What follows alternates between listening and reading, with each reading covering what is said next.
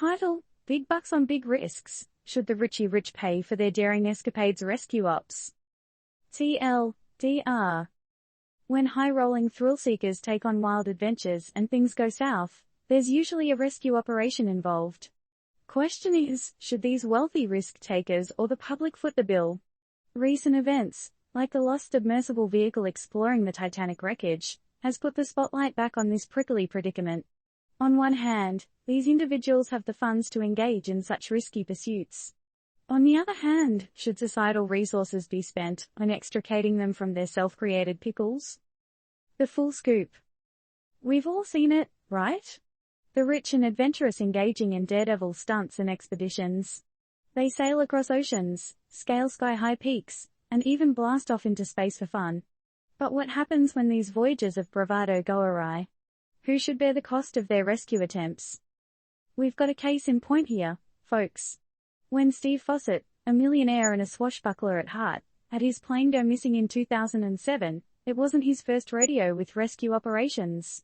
Previously, he had 2 rescue ops organized thousands of miles apart. Who should pick up the tab after the search ended?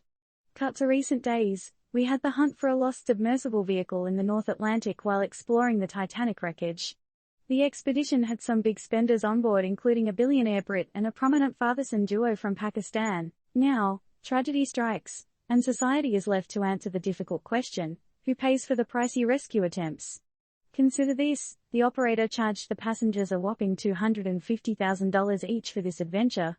Yet, the U.S. Coast Guard, which was involved in the search, could not attribute a monetary value to search and rescue cases, quoting that they do not associate cost with saving lives. Heartwarming, sure, but at what cost to the taxpayer? Stephen Coerting, a U.S. attorney specializing in maritime law, confirmed that the Coast Guard can't even legally collect reimbursement related to any search or rescue service. However, this doesn't resolve the larger issue.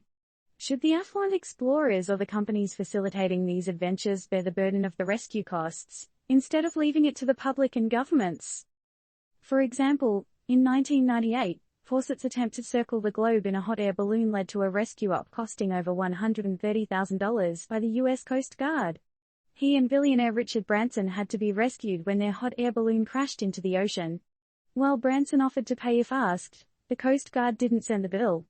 A few years later, Fawcett's plane vanished over Nevada, and another search ensued, costing taxpayers $685,998. After all that, should Fawcett have had to pick up the tab? We're not saying that risk-taking is only for the wealthy. Many average Joes and Janes engage in daring activities too. Some states even have laws forcing these reckless adventurers to foot their own rescue bills. The officials and volunteers who conduct search operations, however, are against charging for help, fearing delayed requests for assistance leading to tragic outcomes. It's not just on land or air, even in the deep blue sea, wealthy sailors have required rescues.